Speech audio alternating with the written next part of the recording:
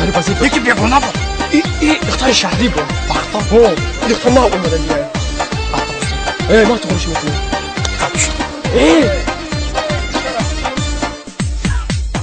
انا گوش کن. چرا میدونی چه می‌نویسم؟ می‌نویسم که هم دختر که اومد اینه.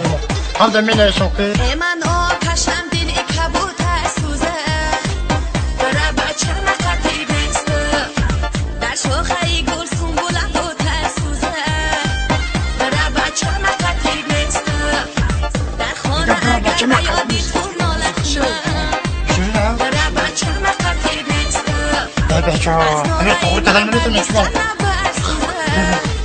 برای بچه نخطی بسته مکی خش رو مکی بد روسته برای بچه نخطی بسته تو مزاری و کلو بیسته برای بچه نخطی بسته برای بچه نخطی نسته برای بچه نخطی نسته برای بچه نخطی نسته برای بچه نخطی نسته السلام علیکم. اساس پارتی که کار کنم این دختر که بازی بود کو همه کجا را بخدا آره فرودی بکنه با برای تو که تو کانتا دوست ندارم که افغانی که فرستش کن من استماس بخشش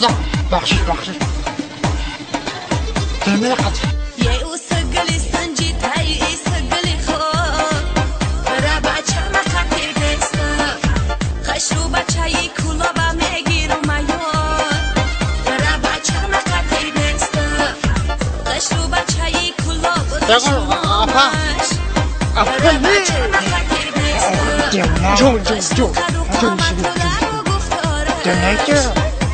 بچه نخطی بسته مکی خش رو مکی بد روسته برای بچه نخطی بسته یکم که هم خطا نیستم مواجه میخونیم با ما کشور برای بچه نخطی بسته برای بچه نخطی نسته برای بچه نخطی بسته برای بچه نخطی نسته برای بچه نخطی بسته برای بچه نخطی نسته برای بچه نخطی بسته برای بچه نخطی نسته برای بچه نخطی بسته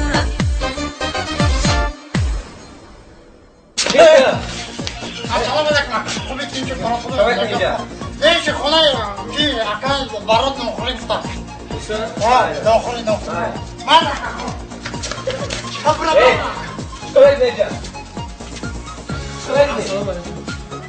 اکا اما خونه اکا برای نوکری بکو اما ادمینی چی داری؟